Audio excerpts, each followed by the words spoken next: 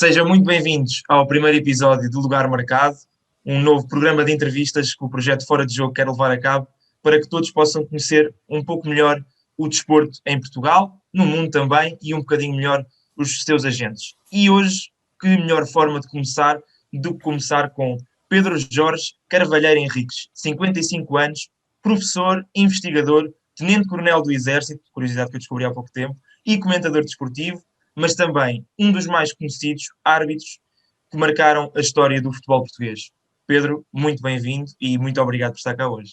Obrigado eu pelo convite e vamos lá à nossa entrevista. Vamos lá à nossa entrevista. E a primeira pergunta que eu lhe gostaria de colocar é a pergunta que se calhar muita gente quer ter a resposta para começar. Diga-me, o Pedro, quando é que percebeu na sua vida que realmente gostaria de ser árbitro? Bem, eu vou começar por uma resposta que é o seguinte. É pouco importante para qualquer atividade que nós façamos na nossa vida, e sobretudo uma atividade que depois prolonguemos e façamos ela carreira, o motivo ou a razão por qual vamos para essa atividade. O importante é porque é que lá ficamos. Isso é que é muito importante. E isto responde um bocadinho à pergunta que colocaste. Eu tinha acabado, eu fui para a Academia Militar, como fazer a minha licenciatura, a minha formação. Portanto, na altura, entre a Faculdade de Universidade Humana, onde também estava para entrar, e a Academia Militar, depois fiz a opção, ao ter entrado para as duas, de ter ficado na Academia Militar. E quando terminei, digamos, a minha licenciatura e comecei-me a dedicar, embora como militar e oficial do Exército, comecei-me logo desde muito cedo a dedicar à parte do desporto, educação física do desporto nas Forças Armadas, no Exército mais concretamente. E uma das incumbências que eu tive, até porque depois nós, através dos alunos da Academia Militar, participamos em campeonatos, por exemplo, de futsal e de futebol a nível do desporto universitário, até porque nós temos os próprios campeonatos de diversas modalidades, onde também se inseria o futsal na altura, entre as Forças Armadas, Exército, Marinha, GNR, Polícia, Força Aérea. Portanto, colocaram-me desde muito cedo com a incumbência de selecionar e de treinar equipas relacionadas com o futebol. E é aí que surge, digamos, duas coisas que eu senti necessidade de fazer para melhorar aquilo que já era algum conhecimento e alguma formação que eu tinha, até porque depois fiz imensos cursos na área do desporto e educação física, inclusive depois na FMH mais tarde, o meu mestrado, onde estou agora a fazer o meu doutoramento também. Isto para dizer o quê? Para dizer que eu fui fazer o curso de treinador de nível 1 e também senti necessidade de perceber um bocadinho mais de leis de jogo e, portanto, nada melhor que fazer o curso de árbitro. Não com o propósito de ser árbitro, até porque já tinha 25 anos e, portanto, já era tarde para os árbitros da minha geração. Começar com 25 anos de arbitragem é muito tarde. Portanto, já ninguém chegaria à primeira divisão numa situação normal, ao futebol profissional. Os árbitros têm que começar aos 18 e, portanto, se começarem aos 15, 16 é o ideal, para terem tempo e espaço para, no fundo, progredir e conseguirem depois chegar ao futebol profissional e depois mais tarde internacionais. E foi nesse âmbito que eu fui fazer digamos, o curso de árbitro. Foi para aprender um bocadinho mais. Só que acontece depois, e agora rapidamente, acabei o curso, passado um mês ou dois, recebo uma convocatória em casa para o Damaiense Estrela da Amadora iniciados, fiscal de linha, era assim o termo que se designava na altura. Eu achei aquilo estranho, telefonei para a Associação de Futebol de Lisboa e eles disseram, não, é uma nomeação, és árbitro, agora foste nomeado. E eu disse, bem, mas o meu propósito não era esse, eles sabiam qual era o meu propósito, mas ok, vou ao jogo, comprei um equipamento, comprei uma bandeirola, fui lá e fiquei lá 20 anos, foi o tempo que fiz de minha carreira. Isto para dizer o quê? Para dizer que o importante foi os valores com que nós nos identificamos quando estamos, neste caso com a função, eu fui conhecer por escolinha, obviamente, como todos nós, e depois comecei a arbitrar jogos, o prazer de liderar, o prazer de gestão de recursos humanos, que no fundo arbitrar um jogo é muito mais que aplicar as leis, é a gestão de recursos humanos, evitar o conflito, ter uma postura e uma atitude perante os intervenientes, inclusivamente o público, que as pessoas, mesmo que às vezes contestando as nossas decisões, entendam a maneira como nós estamos no jogo e no campo. Pois é o prazer de correr, sempre gostei muito, e de tomar decisões, que é outro aspecto que tem muito a ver também com a minha vida de 27 anos de militar, que fiz, portanto já passei à reserva, por opção. Isto para dizer que esta coisa que tem a ver com a motivação, com a liderança, com a tomada de decisão, com a gestão de pessoas, com a aplicação da lei e sobretudo com o sentido de justiça, são coisas que tanto na tropa, onde fiz 27 anos, como os 20 anos de arbitragem, estavam sempre interligados e foi sempre algo que eu gostei, sempre gostei de liderar grupos, de liderar pessoas.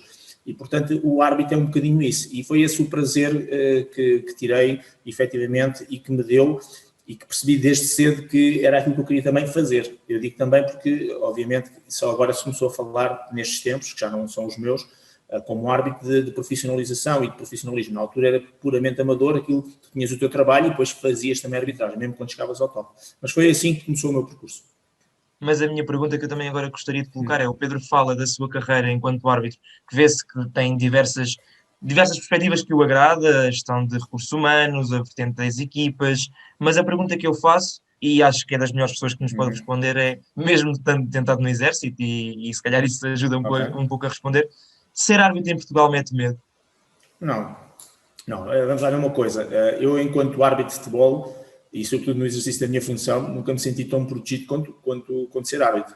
Desde os jogos que fazia nos distritais, em que tinha sempre policiamento, até aos jogos do futebol profissional, em que, quando ia fazer o Benfica Sporting, eu na altura morava em Queluz, a polícia vinha ter comigo ao palácio, levava-me ao jogo, trazia-me a casa, portanto havia, digamos, já esse enquadramento. Depois pode haver a tal situação, que vamos ouvindo falar, que é quando estás sozinho, no teu dia-a-dia, na tua normalidade, e que efetivamente, mas isso acontece com toda a gente, acontece com árbitros, acontece com presidentes, acontece com jogadores, não é? Os grafites nas paredes, ou se calhar riscarem pelo carro, portanto isso é uma situação de quem se expõe, em que os árbitros também são um desses elementos, em que vemos até com políticos, com outras figuras. Portanto, essa exposição, esse mediatismo, pode trazer, num mundo que cada vez está mais estranho, pode trazer algumas consequências menos positivas, como sejam essas, não é? Que é de eventualmente alguém tentar te fazer mal, alguém tentar estragar coisas que são tuas, como é um carro ou como é uma casa, alguém te ofender, mesmo não fazendo fisicamente, sendo verbalmente, mas isso é o risco que todas as pessoas correm, sobretudo quando existe algum mediatismo e exposição. E no caso do futebol, talvez seja até um bocadinho mais potenciado, por causa da questão das emoções e das paixões, dizem eles que são emoções e paixões. Eu acho que, e as pessoas andam todas a confundir isso, não é? A propósito até de algumas expulsões de alguns treinadores agora recentemente, que dizem que é a maneira como vive o jogo. Não, isso é treta, isso é mentira. Uma pessoa que vive o jogo com emoção e com paixão nunca é violento, nunca é agressivo. Isso chama-se estupidez, isso chama-se ignorância, isso chama-se outra coisa que é doença. São coisas distintas e as pessoas confundem muito isso. Mas também sabemos que nas relações interpessoais as pessoas às vezes confundem o ódio com o amor. A gente sabe que sim, entre casais, não é? Porque infelizmente temos violência doméstica e mais uma série de coisas por aí fora. Mas isto para te dizer que se tu também souberes organizar-te e estares preparado para aquilo que te espera, também é meio caminho andado para evitares que algumas situações ocorram. Eu vou dar-te um exemplo de alguém que deu muito bem, que foi um caso conhecido, que é o caso do Pedro Proença. Então a gente sabe que o Pedro Proença foi agredido no Colombo. É lógico que dir-me-ás, qualquer um podia ter sido agredido. Sim, mas não na circunstância em que ele foi. Porque ele, a seguir a um jogo da Supertaça, foi treinar no dia a seguir no ginásio do Colombo. Não pode fazer isso. Isto é uma questão de quase inteligência emocional. Eu, quando tinha um jogo grande, ou com equipas ditas grandes, ou equipas de maior mediatismo, se eventualmente o jogo não me corresse bem, ninguém me via na semana a seguir. Eu não ia pôr gasóleo no meu carro à estação de serviço. Mas isso não é medo. Não, isto não é medo. Isto é gestão, isto é inteligência e gestão daquilo que tens que fazer a seguir, que é evitar a situação do conflito. É tão simples quanto isso. Porque tu sabes que és uma figura pública, tens algum mediatismo. Eu ainda hoje, como comentador, quando há jogos do Benfica, Sports, é para fora, e porque as pessoas continuam também a ter alguns ódios para mim, para quando as pessoas são comentadores, porque se eu disser que é penalti ou fora de jogo, mesmo que esteja a dar a minha opinião, as pessoas acham que tu és do Benfica, ou do Porto, ou do Sport, quer que seja. Eu ainda hoje, após programas onde eventualmente há jogos grandes, imediatos, que podem ter alguma conflitualidade, eu tenho algum recato na maneira como me exponho no meu dia-a-dia. Como é lógico, é uma questão de inteligência, é uma questão de evitar ir a situações e circunstâncias onde o perigo possa acontecer. Não é uma questão de medo, é uma questão de gestão. Tão simples quanto isso. Mas depois há outro aspecto que é muito relevante e importante, que é a segunda parte para a tua pergunta, que também é muito relevante. As pessoas também te abordam e também dizem-te ou fazem-te em função da tua postura, do teu comportamento, daquilo que tu és e daquilo que tu também transmites, ok? Se tu fores alguém que te achas sistematicamente, que tens medos, que tens atitudes, inclusivamente no jogo, que te levam a que as pessoas percebam que tu tens fraquezas e que és fraco, obviamente que o dito agressor também se expõe muito mais facilmente. Se tu fores uma pessoa que tenha uma atitude e um comportamento diferente e que não reveles esse medo, nem esse receio, também as pessoas têm algum cuidado quando te abordam. Eu digo uma coisa muito, muito honestamente. Pessoas que já me devem ter ofendido em off 50 milhões, ou vivi a cores na minha cara, raramente tive uma circunstância que me recorda de alguém fazer isso. Portanto, tem muito a ver também com a maneira como tu estás, como tu apareces, como tu és, ok? Sabes que aquele tempo, eu sei que quando digo estas coisas, quem for ouvir isto fica logo muito ofendido comigo. O tempo as barbas até estão na moda, mas estás a ver aquela ideia do polícia que a gente tem antigo e do árbitro antigo, barrigudo e com bigode. O bigode. Percebes o que eu vou dizer? Eu digo isto no sentido, não é positivo, exatamente, é no sentido que hoje os árbitros, felizmente, tal como os jogadores e como muitas outras pessoas no desporto, são atletas e têm uma postura atlética, e isso faz toda a diferença. Faz toda a diferença até na maneira, a imagem que tu transmites. Por isso é que arbitrar um jogo tem a ver com as leis do jogo, mas tem muito mais com tudo aquilo que tu fazes na tua vida. Aquilo até, inclusive, qual é a tua profissão? Foi uma coisa que sempre me ajudou, foi quando eu ia para os campos, mal me dizia, este gajo é o capitão, ou o major, ou o oficial do exército. Até isso ajuda, que é diferente do indivíduo que, com todo o respeito, tem, pá, este gajo é o dono de um talho. E aí faz as diferenças. Infelizmente. Mas faço uma pergunta muito rápida, muito rápida antes de puxarmos já o primeiro jogo. Então, mas isso não é criar uma espécie de categoria que as pessoas têm que integrar para poder ser árbitros? Por exemplo, pessoas que não tenham uma atitude firme no seu dia-a-dia, pessoas que não tenham tido uma profissão que também demonstre algum respeito, alguma postura, no seu caso é o mais exemplificativo disso. Não acaba por fechar uma porta um pouco às pessoas que não integram esse aspecto? Não, o que faz é desespertar. Eu gosto pouco da mediocridade, eu sou pouco politicamente correto nestas coisas e tenho opiniões, então, ainda bem que a gente não vai falar de Covid e coisas afins, porque eu tenho opiniões relativamente a isto, que eu sou muito agressivo em relação da mediocridade. Eu acho que nós nunca nos devemos nivelar por baixo, nós devemos nivelar por cima e ter aquela história, que é uma frase feita, mas que é bonita, mas que no fundo diz aquilo que eu penso, que é a gente deve apontar sempre para a Lua, porque mesmo que a gente erre o alvo, a gente estaciona numa estrela. E isso faz toda a diferença. E o problema é que nós em Portugal, e os portugueses nesse aspecto têm muitas qualidades, muitas características positivas, mas também têm algumas que não são assim tão boas, temos muita coisa do rinhonhó e do coitadinho e do pobrezinho, e nós temos que olhar sempre uma perspectiva diferente. Se querem ser árbitros e eventualmente ainda não têm determinadas, a gente vai crescendo, a gente vai evoluindo, então vamos fazer, para que diz árbitros outra coisa qualquer, vamos evoluir na vida. O problema é quando eu olho, eu tenho 55 anos, eu olho para pessoas da minha geração que fazem hoje aquilo que faziam há 25 anos atrás, e isso é que me incomoda, essa forma reformista das pessoas de se encostarem. A maior parte das pessoas da minha geração só pensa na idade da reforma, quando é que me vou reformar. E isto é que é o grande problema, quando a gente devia pensar aos 55 anos, como é o caso, e aos 65 anos, por isso é que eu gosto de uma pessoa que já faleceu, que era o Fernando Peça, que fez o primeiro contrato com a RTP, válido, aqueles a sério, com 80 e tal anos, e morreu perto, com 100, não é? Isso é que eu gosto, gostava que as pessoas percebessem, que a gente diz que não há idades, eu estou com 55 anos, estou a fazer um doutoramento na faculdade, não há idades para, e eu sempre ouvi muitas pessoas da minha geração, se eu tivesse menos de 10 anos ia estudar isto, não, é agora, e é isso que eu quero transmitir também para aqueles que são árbitros, que vão crescer, que hoje com 17 ou 18 ou 19 anos, obviamente eu também, com 17, 18 ou 19 anos, não tinha conquistado algumas coisas que tenho hoje na minha vida, mas a ideia é sempre progredir. Eu quis ir estudar, e eu acho que isso entrelaça tudo nas perguntas, eu queria ir estudar, tinha acabado o 12º ano, era um aluno de 15 para cima, e os meus pais não tinham dinheiro para eu ir estudar, tão simples quanto isso, os meus pais eram muito pobres. E aquilo que eu fui fazer foi trabalhar, por isso é que perdi, entre aspas, 2 anos, fui trabalhar durante 2 anos numa papelaria, para juntar dinheiro, para depois ir estudar para a FMH. Depois fiz uma outra opção em cima da hora e fui para a Academia Militar. Mas isto para dizer que não há desculpas para nós não conseguirmos, não há desculpas de algum género. E quando fui para a Academia Militar, éramos mais de 1000 pessoas a concorrer e diziam, para ser oficial do Exército, pela Academia Militar, que só iam lá ficar 100, só filhos de coronéis generais. O meu pai com a 4ª classe, a minha mãe com a 4ª classe, a minha mãe fazia limpezas em casa das pessoas, o meu pai conduzia um táxi. Portanto, isso é tudo treta. Quando dizes isso é tudo treta. Tem a ver com o teu foco, com o teu objetivo, com a determinação que tu tens, e é por isso que eu digo que a pessoa pode não ter determinados requisitos, mas tem que lutar para ter esses requisitos.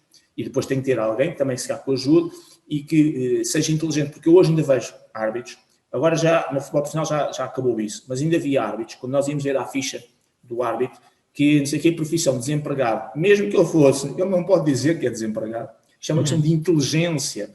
Porque tu, hoje em dia, as pessoas têm que perceber que não é só competência, é a tua capacidade, mas a imagem que tu passas para fora é extremamente importante. O teu body language, que é uma coisa que os árbitros, infelizmente, trabalham um pouco, mesmo quando estão no jogo, ok? E o body language que tem a ver com tudo, que é a imagem que tu transmites para o exterior daquilo que tu és, daquilo que tu fazes, numa perspectiva de criares uma imagem positiva, porque qual é a imagem que nós temos dos árbitros em Portugal? já não é tanto do gordo e do barrigudo. Eu quando digo isto não digo no sentido perceptivo, que as pessoas têm muito esta coisa de quando falamos de brancos e de pretos e de magros e de gordos, vem logo as minorias. Eu sei que é muito complicado, mas não é nesse aspecto que eu falo nisso. É no aspecto de que temos um estereotipo relacionado com a arbitragem, às vezes de serem corruptos, não serem honestos aqui fora, e que nós, todos que somos árbitros, é que temos no nosso dia-a-dia de mostrar e provar exatamente isso, de forma contrária, no sentido de que somos íntegros, somos honestos, fazemos as coisas bem feitas, e depois vamos para dentro de campo e corremos desalmadamente, não é? Não é ficar ali no meio, no círculo central com dificuldades em correr, não é? E depois, esses aspectos são extremamente importantes, e por isso é que a parte externa, aquilo que nós mostramos, é muito relevante e importante, e aqui já estou a dar algumas dicas, inclusive aquilo que devemos abordar, o que é que nós devemos fazer para ser árbitros, ok? Mas já tocou no ponto um bocadinho. Eu agora vou fazer aqui uma pequena pausa nas perguntas e vamos pedir aqui ao Pedro, o nosso Pedro do Fora do Jogo e do Lugar Marcado, que começa aqui a passar umas imagens, e o primeiro jogo que nós temos aqui é nada melhor do que ter aqui o Pedro para nos dar a sua opinião enquanto árbitro, enquanto ex-árbitro, sobre aqui 3 lances que nós temos. De forma resumida, direto ao ponto. Euro 2016, final do Euro, Payet derruba Ronaldo é lesionado. Um dos momentos mais tristes do futebol português, eu acho que nunca vi tanta gente a chorar junta. O seu verdito. Lembra-se do lance? Eu não te estou a ouvir agora, desculpa lá. Não consegue ouvir? Lembro-me do lance, existe. Mas qual é a pergunta que eu agora deixo de ouvir? Qual é o seu verdito? Qual é a sua opinião enquanto árbitro? Relembro que na altura Payet saiu sem problemas desta hipotética falta, não sei, diga-me. Sim. Não, sim, é falta, o livre direto até, eu não sei se por acaso foi assinalado ou não a infração, não me recordo, mas é falta e é claramente uma situação de cartão amarelo, não de cartão vermelho, e por uma razão muito simples. A entrada, nós dividimos em termos disciplinares as infrações em imprudentes, negligentes e força excessiva. E dentro disto que é a negligência, tem muito a ver com o não ter em consideração e atenção para com o seu adversário, na maneira como entra ao adversário, como joga o adversário. Entrar aqui naquilo que possa ser uma agressão ou o uso de força excessiva, eu penso que a consequência foi muito mais grave do que propriamente a entrada em si. Ou seja, nós olhamos para a consequência, obviamente que lesionou-se, mas nós já vimos entradas até mais violentas e duras, passíveis de cartão vermelho, que muitas vezes os jogadores saem de lá tranquilamente, no sentido que não sofreram nada. E nós, ao focarmos na consequência, é que achamos, eventualmente, que isto era uma entrada para cartão vermelho. Na realidade, a forma como ele entrou é completamente negligente, não tem em consideração, enfim, o adversário, mas não é naquilo que é a força grosseira ou brutal, que muitas vezes falta grosseira, que é o uso de brutalidade. Não me pareceu, na altura, já vimos este lance 50 mil vezes, porque sim, felizmente este lance não é positivo, mas enquadrado naturalmente naquilo que é o resumo do jogo e da enorme alegria que nós tivemos. Portanto, para mim aqui, eu não me recordo muito honestamente se o árbitro marcou falta ou não. Eu penso que nem foi falta. Mas sim, é falta, é entrada negligente, porque mesmo quando um jogador, eu não sei se foi o caso, não sei se não houve ali alguma malícia, mas mesmo quando um jogador entra sem querer... Então é essa. Pois, mesmo quando um jogador entra sem querer ou faz uma falta sem querer, é bom relembrar que a Lei 12, que é que fala das faltas e incorreções, o ser sem querer ou não ser sem querer, em termos técnicos não tem nada a ver. Desde que haja uma consequência, que normalmente os comentadores dizem que é a intensidade, isso é que conta. Ou seja, o jogador perdeu a bola, não conseguiu jogar a bola, perdeu a possibilidade de ir com a bola controlada, não conseguiu lá chegar. Portanto, se isso tem uma consequência nessa ação, mesmo que tenha sido uma falta sem querer, é punida tecnicamente. Depois a ação disciplinar é que entra nisto que eu estava a dizer, da imprudência que não tem sanção disciplinar, da negligência, da força excessiva, não vou agora aqui estar a descrever todos os termos, mas basicamente eu acho que ele foi muito negligente. Ele não, enfim, eu não tenho a certeza se há malícia ou não no sentido de entrar para o lesional, obviamente, e aí entramos numa fase de complemento desportivo, claramente, mas pela maneira como eu li, abordando tecnicamente, era livre direto e cartão amarelo para mim. Então é um lance de negligência, se calhar até um bocadinho para o grave. Pedro, segunda imagem, por favor. Este lance faz parte da história do futebol português. Luizão e Ricardo, qual é o seu verdito? Olha, já falei com os dois sobre este lance, curiosamente, em situações distintas. O Ricardo, que trabalhei com ele durante 3 anos, agora recentemente, até 1 ano e tal atrás, antes da pandemia, com o Ricardo trabalhei na Sport TV e o Ricardo diz-me claramente que sofreu falta. Já falei com o Luizão, que diz que saltou a bola e, portanto, o contacto é absolutamente normal e natural. Eu tenho muitas dúvidas ainda hoje, porque na altura, se bem se recordam, e já vou depois pôr aqui a parte técnica, as repetições e as imagens que davam dos lances não são como hoje.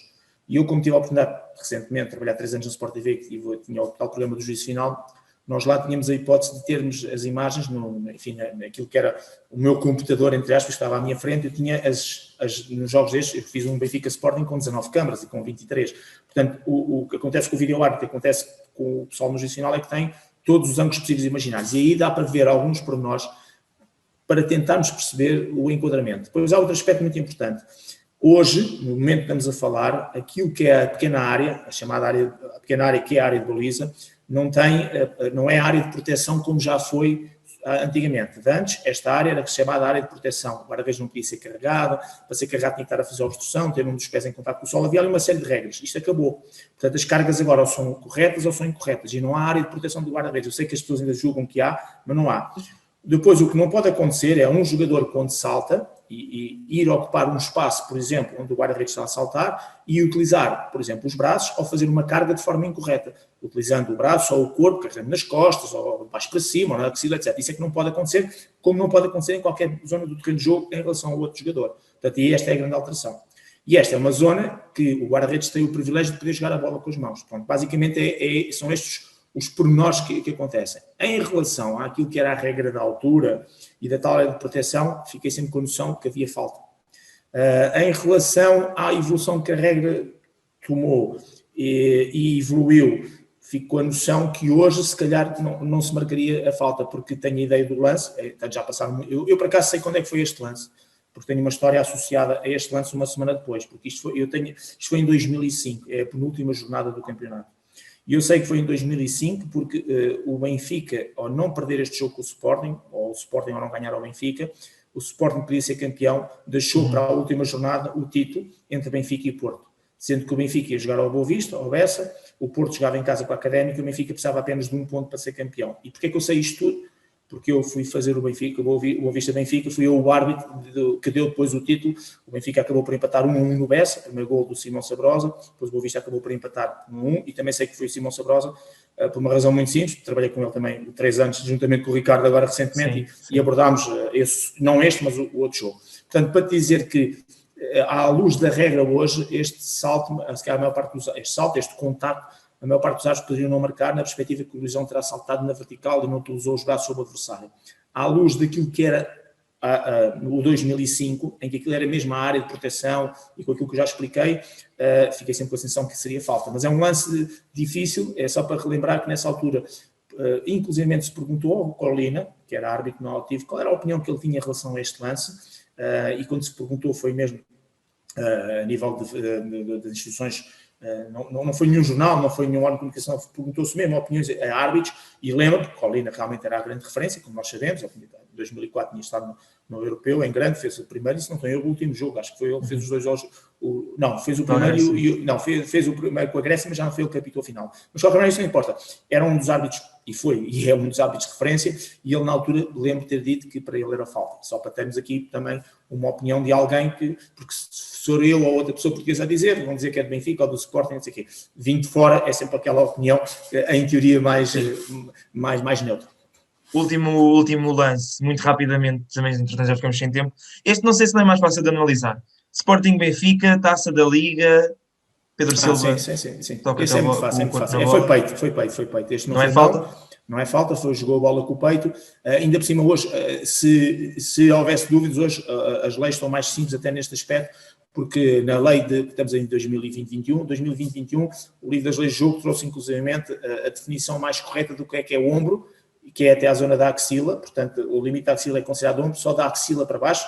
Obviamente quando dizemos a axila, no sentido do prolongamento para o braço, é com classicidade não, mas de qualquer maneira este foi um lance que claramente hoje, com vídeo árbitro, estaríamos com o problema todo resolvido. Na altura foi uma interpretação errada do Silva Batista, se não tem erro, e depois, por cima, confirmada por um assistente, houve ali umas grandes polémicas com isso, mas claramente que isto foi uma bola no peito e portanto não foi mal. Pronto, então daria jeito ter um Pedro Henrique sempre ao nosso lado ao mínimo lance de futebol que houvesse dúvida, evitaria muitas discussões de café entre amigos. E agora, eu gostaria de voltar às perguntas e gostaria de colocar a seguinte pergunta. O Pedro disse, numa entrevista em 2020, e passo a citar, que a violência física, sobretudo em Portugal, tem penalizações muito leves e pouco exemplares.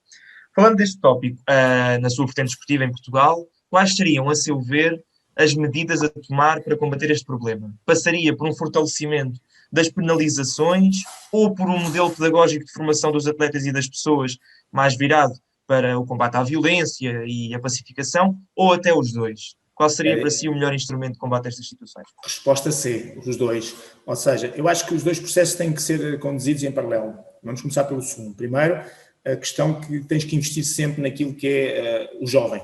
É por aí que tens que começar. Se calhar, podes investir em todos, até já um indivíduo seja sénior, mas é essa pedagogia que tem que ser feita a nível dos clubes e que começa em casa. Que é um investimento que é outra área que eu também sou muito crítico, que é a forma como os pais não educam os filhos. E quando digo não educam, não é não dar educação, dizer obrigado e se faz favor, é todo o processo, não é? A maior parte dos pais não acompanha o processo dos filhos do seu crescimento, não acompanha. Não faz a mínima ideia, sabe que o filho às vezes tem teste, as notas que tem, não acompanha no processo, não o ajuda e não dá sobretudo exemplos, porque a criança, e vamos agora puxar aqui, a criança ouve obviamente aquilo que um pai diz, quando digo pai e mãe, basicamente, os pais dizem, mas acima de tudo segue os seus exemplos. E a aprendizagem é feita pelos exemplos. Eu, se não quero que a minha filha beba Coca-Cola, nada melhor do que eu nunca ter bebido Coca-Cola à frente dela. Tão simples quanto isso. Estou a dar este exemplo, porque a minha filha é atleta e não bebe Coca-Cola, eu também não. Pronto, eu não estou aqui nada contra a marca, só estou a dizer pelos malefícios que uma bebida como esta tem sobre diversos pontos. O que eu quero dizer com isto é que os exemplos é aquilo que os nossos filhos aprendem. E, portanto, essa parte de agora, quando tu tens um filho que está a jogar dentro de campo, eu fiz tantos jogos de crianças, e tens o pai que anda à porrada cá fora com o outro pai, que está a ofender a outra criança da outra equipa só porque joga uma camisola diferente, ou que utilizem, inclusive, expressões de racismo, como tantas vezes ouvi em diversos campos, quando ia jogar quando ia arbitrar na Damaia, no Estado da Amadora, até por aí fora, é um exemplo. Portanto, quando tens um pai ou mãe, que dá esse mau exemplo em relação ao filho, naturalmente que não pode esperar que aquele filho seja muito melhor. E muitas vezes são os clubes que às vezes até têm o papel mais pedagógico e que procuram, por às vezes, um bocadinho à distância aos pais nesse aspecto e tentar, de alguma maneira, criar esse espírito de esportivismo, de respeito, de educação pelos intervenientes, pelos adversários, pelo árbitro, por tudo. Portanto, o papel pedagógico nunca pode ser deixado de parte, porque se eu tiver uma criança que tenha bons princípios, eu tenho grandes probabilidades de ele vir a ser um adulto com bons princípios e, sobretudo, se não for como jogador de futebol, que seja para a vida. E, portanto, esse aspecto é extremamente importante. O tal respeito pelos árbitros, pela competição, pelo público, pelos adversários, etc. Mas, entretanto, tu para resolveres, e Portugal, uma vez mais, lá vem a minha parte crítica, tu não consegues nunca resolver quando tu tens... Nós tivemos agora um exemplo típico do Paulo Sérgio com o Sérgio Conceição, certo? Foi um exemplo que passou, enfim, para toda a gente viu aquilo, desde as criancinhas aos mais velhos. Foi um péssimo exemplo de comportamento e tudo. O que é que eles dizem? Foi as emoções, foi as emoções, a forma que a gente vive, não. Tudo é falta de educação, ponto final, parágrafo. E agora vês as multas que saíram. Uma de 400 euros, outra de 2.000. Portanto, está tudo dito. Em Inglaterra, um treinador, por ter dito bem, atenção, não estou a mentir, foi em 2018, por ter dito bem, antes do jogo, de um árbitro, que gostava do árbitro, não sei para aí fora, foi penalizado em 25.000 libras, alguma coisa do género. E temos o Mourinho, ok, daquelas formas que tem, já levou penalizações de 30, de 40 e de 50.000 libras. A Inglaterra é um excelente exemplo de estar à frente no que toca a controlar e a combater a violência. Repara uma coisa, como é que eles acabaram, como é que o governo inglês... Com a questão dos hooligans. Exatamente, como acabou. É tal resolvido. Tu não podes ter alguém que tu tens 50 pessoas, agora não tens, infelizmente, tens não sei quantas mil pessoas num estado. E ok, houve vários very lights metidos e aquelas coisas são proibidas. Os pirotécnicos estão, tudo bem. Tens as televisões a focar aquilo tudo. Não precisas apanhar os 10 ou os 20 fizeram isso, apanha 2 ou 3. E faz com que esses 2 ou 3 nunca mais vão ao estádio. Uhum. E mostra isso publicamente. Está resolvido. Não há hipótese. Não há hipótese. Invasão de Alcochete. Coitadinhos, e não sei o que. Porque era jovem, foi atrás. Penalizações fortes. Não há outra hipótese. Agora, o que é que nós temos? Bancos. Expulsão. Passado uma semana já estão lá no banco, todos. E ainda por cima, eu se for o treinador, eu ainda tento compreender, que é uma das peças mais importantes a seguir ao jogador. É a peça mais importante a seguir ao jogador. Eu não tenho dúvidas disso. E o treinador pode saber. Agora, diretores esportivos estão no banco, são expulsos todas as semanas e passado uma semana já lá está outra vez. Percebes o que eu quero dizer? Isso não pode acontecer. E compensações de 2.000 euros e de 500. Portanto, só há um caminho. É compensações realmente que doam. Porque a pessoa mesmo que não tenha bons princípios, ou que tenha os tais princípios que acha que é paixão, e quando no fundo é uma doença que a pessoa tem, vai pensar 2 vezes. Se calhar esta minha paixão está-me a sair cara. E é muito penalizante. E se tivesse encostado 3 ou 4 semanas sem ir ao banco, sem poder exercer a sua atividade, ok, mesmo que exerça, mas depois não pode estar lá junto, que é lá que o treinador tem que estar para liderar, isso que é dado para pensar. E é isso que o futebol inglês nos ensina, que é, eles têm os piores árbitros da Europa. São os árbitros piores da Europa, são os ingleses. São os que correm menos, são os mais mal preparados, são os... Pá, aquilo é uma desgraça completa. A interpretação de vídeo-árbitro é uma desgraça completa. No entanto, a estrutura do futebol aceita-os como eles são, prepara-os como eles são, aceita-os e protege em relação ao exterior e penaliza quem ataca efetivamente a arbitragem. São duas coisas distintas. Uma coisa é eu acabar um jogo e eu isso aceito. E aí já não concordo com o inglês. Eu sou treinador, acabo um jogo, acho que perdi 1-0 por um penalti, pá, que não foi, eu chego à conferência e digo técnico-tático, e na minha opinião, este penalti foi executado, ou foi assinalado, foi incorreto, e acabamos por perder de forma injusta com um penalti que não foi correto. Isto não tem absolutamente mal nenhum. Como não tem dizer que o jogador, a bola passou debaixo das pernas, ou o jogador, em vez de cruzar, fez autogol, não tem mal nenhum. O que tem é associar esse erro, que é aquilo que se faz sistematicamente, isto é porque queremos ser sempre prejudicados, porque é o sistema, e estás a associar aquilo, que agora este fim de semana tivemos com o Presidente, que associas aquilo à idoneidade, à honestidade, à integridade da própria pessoa que tomou a decisão. Porque tu repara que um jogador tem sempre azar. A bola passou para teve azar. Ou então, no limite, foi incompetente. Os árbitros nunca têm azar nem são incompetentes. São corruptos e desonestos. E é esta filosofia que está inerente, que como as pessoas não mudam, ok, vamos tentar mudar através do tal processo educativo que estavas a falar e bem, mas como as pessoas não mudam aqui, têm que ser penalizadas. E quando houver penalizações fortes, as pessoas vão pensar, o que é que tu viste algum presidente do Liverpool, ou do Manchester City, ou do Tottenham, a vir falar esta época, depois, e eu acompanho o futebol inglês, depois dos jogos, em algum jogo, zero. Não viste nenhum presidente. Cá em Portugal, é aquilo que se viu, sistematicamente. Eu gostaria de aproveitar só antes de fazermos aqui uma pequena pausa para intervalo. Gostava só de colocar uma última pergunta desse intervalo.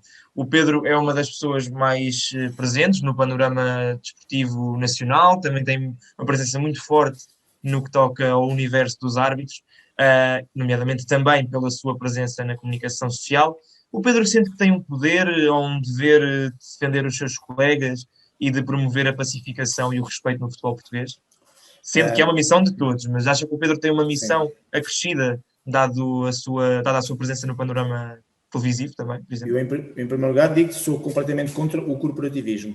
São poucas as vantagens e muitos os inconvenientes e desvantagens. Portanto, eu, enquanto comentador desportivo, irei dar sempre a minha opinião, mesmo que esteja a dizer aquilo que seja o árbitro tomou esta decisão, e eu não concordo porque ele marcou assim o penalti, eu acho que não é. Isso irei sempre fazer. Agora, não confundir com falta de respeito pela pessoa e pelo árbitro. Portanto, nunca ninguém vai ouvir agarrar no nome do árbitro, como infelizmente temos ex-árbitros que fazem, e denegrir a imagem. Não? Toda a gente se lembra do João Capela, não é? Foi árbitro de futebol, e como tem o apelido de Capela, quantas vezes ex-árbitros é um erro de igreja, e portanto aproveitar o nome da pessoa para tentar ser pejorativa. Ou, como a gente vê em determinados comentários, nomeadamente jornais, desportivos, ex-árbitros, que maltratam completamente os árbitros da atualidade. Uma coisa é tu dares uma opinião, outra coisa é tu dares uma opinião que seja depreciativa e a denegrir a própria imagem da pessoa. Isso eu nunca iria fazer. Portanto, nunca irei faltar ao respeito, porque também andei lá dentro e não gostava quando faziam. Ok? Portanto, são duas coisas distintas. Portanto, eu, enquanto comentador desportivo, sinto-me na obrigação de dar a minha opinião, sobretudo técnica e disciplinar, sobre o lance, como agora acabámos de fazer aqui relativamente a estes lances que tu me apresentaste. Agora, enquanto pessoa, portanto, eu neste momento estou na TVI, com um dos programas mais míticos da TVI, enfim, estou muito agradecido por me terem convidado, que é o Mais Futebol, já tem 12 anos este programa, nunca tinha tido ninguém da arbitragem lá. Estou na Bola TV, onde tenho um enorme prazer em estar, que é um canal que me permite fazer, acima de tudo, ser comentador para além da arbitragem, e gosto muito desse papel também, até para falar de assuntos como estes que nós estamos aqui a falar. E estou no Jornal do Público, onde faço a minha crónica semanal, e na Rádio Observador, e sobretudo com os podcasts do Observador, que é o Observador neste momento, ao nível da net, tem muita relevância, muita importância e muito impacto. E, portanto, eu aí sinto-me na obrigação de, para além de dar a minha opinião técnico-disciplinar e de justificar, quando digo justificar à luz da lei, é raro o artigo que eu não escrevo ou que eu não falo que digo, ainda agora estava a tentar... Aqui, pronto, quando estava a falar de negligência, explicar o que é negligência, o que é imprudência. Para as pessoas tentar, pois as pessoas podem não concordar comigo, e isso tem todo o direito, eu não sou dono da razão nem da verdade. E aí sim, sinto-me na obrigação, muitas vezes, de tentar passar um lado técnico que raramente os ex-árbitros passam, que é dizer-te assim, ainda agora tivesse cuidado quando processaste aquele lance do Luís Ricardo. O guarda-redes na pequena área, porque pequena área é o nome que toda a gente diz, mas não existe, pequena área não existe nas regras, é um nome popular que não existe. É um nome popular que existe, mas não existe nas leis de jogos, é a área de baliza. E eu tento passar sempre esta imagem que é pequena área, mas é a área de baliza, ou seja, tentar dar um aspecto pedagógico, explicar o que é a lei. E eu aí sinto-me na obrigação de dar esse lado, também de intervenção mais técnica, e muitas vezes explicar porque é que o árbitro não viu, ou porque é que o árbitro viu daquela maneira. Olhem a colocação, olhem a movimentação, ou seja, tentar também pôr-me no papel de árbitro que fui e tentar passar um bocadinho esse tipo de justificação. E aí sinto um bocadinho de obrigação, porque tendo algum mediatismo, no sentido que há pessoas que me ouvem, mesmo que não gostem de mim, acabam sempre por ouvir, tentar passar sobretudo esse lado da arbitragem, o tal lado também positivo, não deixando de falar do erro, não deixando de falar daquilo que eu considero que não está correto, mesmo Pedro, que seja da organização. Então, vamos. Tive aqui uma falha, tive aqui uma falha de som. Pedro, vou-lhe então continuar a colocar algumas perguntas. Vamos só aqui fazer uma pequena pausa e já voltamos para a segunda parte do nosso primeiro lugar marcado com Pedro Henriques. Obrigado.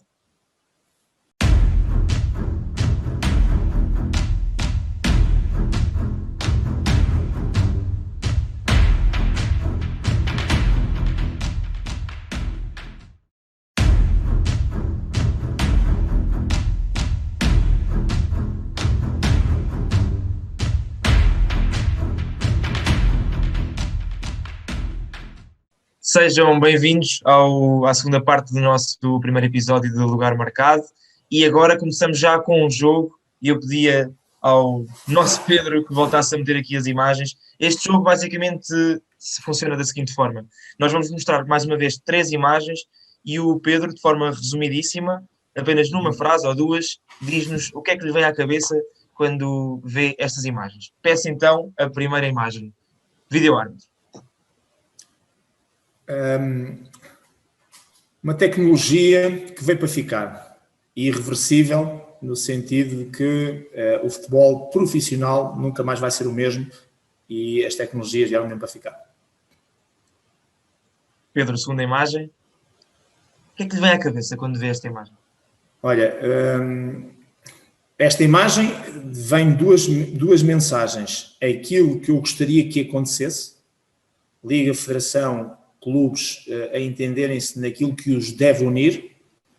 Obviamente vem outra imagem, é a hipocrisia do nosso futebol, porque não serve para absolutamente nada, porque infelizmente há sempre alguém neste grupo, e quando digo alguém não estou a falar de ninguém especificamente, que olha mais para o umbigo do que depois olha olha para a árvore e não olha para a floresta. Vou aqui abrir uma subhipótese. Mesmo nesta imagem, numa frase, estes 3 presidentes, mais nenhum dos outros clubes, o que é que lhe parece? Essa é outra questão.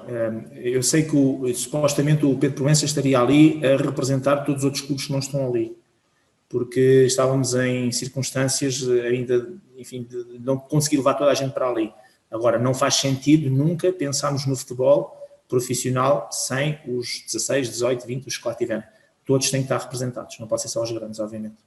Última imagem, que já houve referência aqui, o que é que lhe vem à cabeça?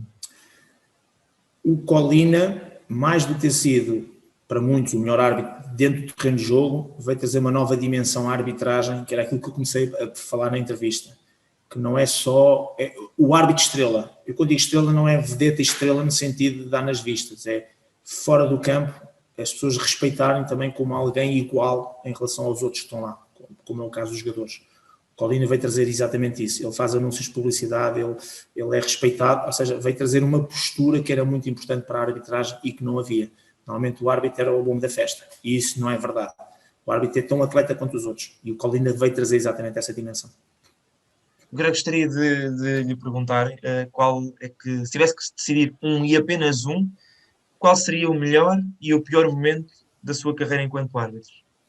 Olha, a pior... Eu destacaria, eu não consigo destacar um, mas destaco 2 momentos, que é o ter feito um jogo lesionado, um Sporting Académica, do princípio ao final do jogo, fiz uma ruptura muscular e não querer ser substituído, e portanto foi o pior, porque acabei por estar focado mais na minha lesão e de não querer sair do jogo do que propriamente daquilo que depois era o jogo. O jogo até nem correu mal, mas de qualquer maneira foi um momento extremamente difícil. E o segundo momento, toda aquela fase em que o meu pai morreu de cancro, eu vivi um pouco na sua fase terminal, foi o que eu acompanhei, e o jogo após, que eu quis fazer logo de imediato, assim que fosse possível, e o presidente, na altura da Federação, o presidente do Conselho de Arbitragem, o Vítor Pereira, permitiu-me isso.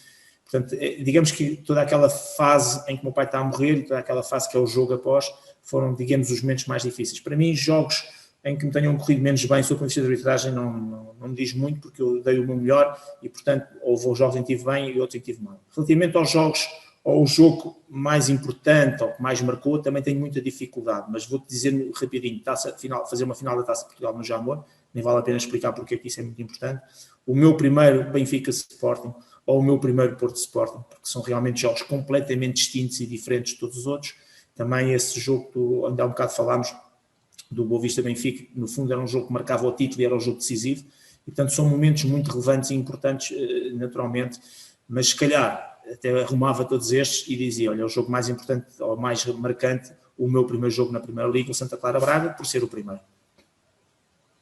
E eu gostaria de, já que estamos a falar do início de uma carreira, nesse jogo que referiu, já agora aproveito para perguntar para todos aqueles que querem iniciar uma carreira semelhante à sua, e quando digo aqueles, mas também aquelas, claro. Aquelas, muito bem, concordo plenamente. Quais é que seriam as principais dicas e os principais conselhos que deixaria realmente a todos aqueles que nos estão a ver lá em casa, e mesmo os que não estão a ver, se sonham todos os dias em ser árbitro ou árbitra, qual seria, ou quais seriam os conselhos que daria? Olha, em primeiro lugar é aquela questão, quando quiserem ir para uma carreira, qualquer que ela seja, mas neste caso específico estamos a falar da arbitragem, primeiro perceberem se identificam com aquilo que estão a fazer. No caso concreto do árbitro, se pesar muitas chuteiras, como eu costumo dizer, e a banderola e o apito, não vale a pena. Portanto, aquilo tem que ser tudo muito levezinho. Quando digo levezinho não é no sentido de peso, é no sentido do prazer. Há uma palavra que define para mim, quando há um bocado que perguntaste como é que comecei a carreira, e quando eu disse que temos é que nos identificar com o que fazemos lá, há uma coisa que é muito relevante e importante. É uma palavra que tem 6 letras e que define tudo o que tem a ver com a nossa vida, toda. E a arbitragem também, chama-se paixão. Se tu estás apaixonado, e quando digo se tens paixão pelo que estás a fazer, estás no sítio certo. E, independentemente depois da malta dizer mal de ti, de criticar, de ofender, o que é que é. Estás apaixonado, estás a fazer aquilo com paixão, estás no sítio certo. Se não for esse o sentimento que tens pela atividade, não vale a pena. Depois, coisas mais concretas. As pessoas que vão para a árbitro têm que perceber que têm que gostar de treinar, têm que ser verdadeiros atletas, têm que gostar de estudar, de evoluir, não só nas leis de jogo, como no processo de vida. E depois, honestidade, integridade, sentido de justiça, são coisas muito relevantes e muito importantes. Mas mais do que isto tudo é perceber que aquilo é um jogo de homens/mulheres, portanto, de seres humanos, e que, portanto, há um livro que tem 17 leis, mas a mais importante é a 18ª, que é a lei do bom senso. E tu, quando vais gerir um jogo, é isso mesmo, é aplicar as leis, não vais passar por cima das leis, mas é ter sensibilidade para a gestão de 11 mais 11, de 22 pessoas que pensam de maneira de ser e de estar diferentes. E tu tens que gerir aquelas emoções. E depois, para terminar, eu destacaria então 2 palavras essenciais. Paixão e a outra, humildade. Só faz sentido se fores humilde. Se vais para lá a pensar que és o maior e o dono daquilo tudo, não vale a pena. Portanto, a paixão e a humildade são as 2 características mais relevantes e importantes. Naturalmente, pelo meio, honestidade, integridade, sentido de justiça, valor, mas depois, foco e trabalho. Não há outra hipótese. Tens que trabalhar todos os dias, tens que treinar todos os dias, tens que te alimentar bem, tens de descansar, tens de estudar as leis, tens que ir aos núcleos uma vez por semana para conviver com o pessoal e para estudar as leis, as normas, os regulamentos. Isso é fundamental. E olhares para aquilo não como uma coisita que eu vou fazer, mas como eu acho que nós devemos olhar para tudo, que é eu vou olhar para aquilo como uma coisa muito importante da minha vida, como é educar a minha filha, como é as aulas que dou na faculdade, como é os cursos que dou, as formações que dou, como é o escrever no jornal. Eu, quando vou escrever um artigo no Jornal do Público, aquele momento é o meu melhor momento. E é o momento em que eu vou dar tudo. Não é como as pessoas dizem, viver o momento com a intensidade como se fosse o último dia da tua vida, porque isso é um erro. Se vais viver como se fosse o último dia da tua vida, vais fazer disparates, porque sabes que amanhã já não existe. Mas viver como sendo o momento único na tua vida. E isso é que faz toda a diferença, sabendo que há o após e como é o único, vais viver com tal intensidade. E só faz sentido tu teres essa intensidade toda aí em cima. Agora, há um aspecto que eu digo também a quem sobretudo é jovem e quer se iniciar, é que a arbitragem, nem toda a gente dá para jogadores, ou se tem valor ou qualidade suficiente para ser jogador de futebol profissional. Uma coisa é fazer a atividade, outra coisa é depois seguires. Quem gosta de futebol e até gosta de jogar, mas que eventualmente começa a perceber que se calhar não consegue ser depois um sénior bem sucedido, a arbitragem é uma excelente opção, com uma grande vantagem, que é bom a gente não esquecer, e eu gosto sempre de falar nisso, é que eu, a partir do momento que arbitrei o meu primeiro jogo, neste caso à linha, eu recebi dinheiro porque é pago, a carreira de árbitro é paga, no sentido que me pagam, a minha associação me paga para eu fazer um jogo. E tu, quando vais, mesmo como sénior para muitos clubes, dão-te maçãs decorados em um small e já não é mau, ok? Pronto, o que eu quero dizer com isto é que é uma outra vertente bastante interessante, que é nós podemos fazer algo, gostamos, e sermos pagos para o efeito, e portanto,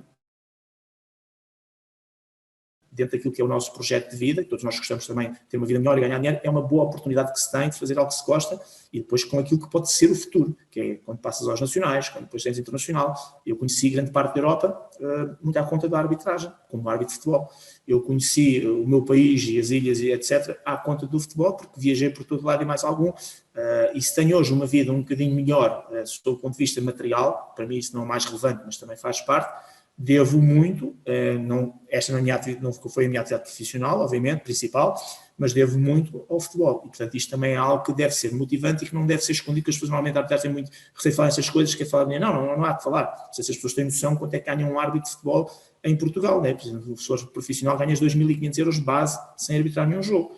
E vais buscar 1.500 euros por cada jogo, não é bem assim, porque depois é tirado 25% por cada jogo. Portanto, hoje um árbitro de futebol do futebol profissional pode tirar 5.000 euros por mês em futebol. E, portanto, isto já dá para pensar. Obviamente que árbitro de futebol profissional, nós somos 3.700 árbitros, só lá chegam 20. E só lá estão 20, é menos de 1%. Mas esse é que é o grande desafio, que é porque é que não serei eu a conseguir fazer isso, obviamente. Pedro, é um ótimo primeiro episódio. Acho que abordámos bastantes temas importantes. Conhecemos um pouco melhor o Pedro numa perspectiva mais pessoal e não tanto de só de televisão ou de jogos de futebol. Mas acho que também foi muito importante para nos indicar muitas das questões do futebol da perspectiva de um árbitro. E eu gostaria de terminar com uma pergunta, que é a pergunta final do nosso programa. Se pudesse escolher alguém, quem é que teria lugar marcado consigo para ver jogos de futebol durante uma época inteira? Olha, essa pergunta podia ter duas respostas. Podia buscar uma figura, enfim, mais carismática de alguém que eventualmente eu gostasse por aquilo que é o seu desempenho profissional, e portanto seria uma pergunta com uma resposta mais técnica, e aí, havendo muitas pessoas que efetivamente se poderiam encaixar, enquadrar nesse padrão, eu gostaria de estar ao lado do Mourinho a ver os jogos, porque sou um admirador, confesso, do Mr. José Mourinho, por diversas razões, até porque temos o FMH como comum e cruzámos em algumas vezes. Ele foi uma pessoa muito importante na minha carreira, pelas diversas vezes que interveio a falar de mim e felizmente de forma muito positiva, eu enquanto árbitro. E ele inclusivamente já estava no Chelsea quando eu fiz o meu primeiro Sport Benfica e ele fez uma crónica para a revista 11 ou 10, era uma revista que existia na altura, extraordinária a meu respeito, enfim, sem que ele tivesse necessidade de o fazer, mas fez por vontade própria e por prazer. E, portanto, era alguém que eu admiro bastante. Mas isso era a resposta técnica. Uma resposta mais emocional e sentimental. A minha grande companheira de vida, que é a minha filha, portanto, a minha atleta. E, portanto, eu, para tudo o que fosse planeta, para qualquer parte deste canto e para qualquer projeto que possa ter, estar ao lado de uma pessoa que é, felizmente, um grande orgulho para mim, que é a minha filha, uma pessoa que é muito bem formada em termos de valores, de educação e de respeito, uma excelente aluna, uma excelente atleta e, acima de tudo, uma pessoa que é uma grande companheira. E, portanto, seria uma resposta aqui um bocadinho mais emocional e uma resposta mais da pessoa que eu amo muito e, portanto, que faz parte da minha vida e quero que faça parte durante muitos e muitos anos.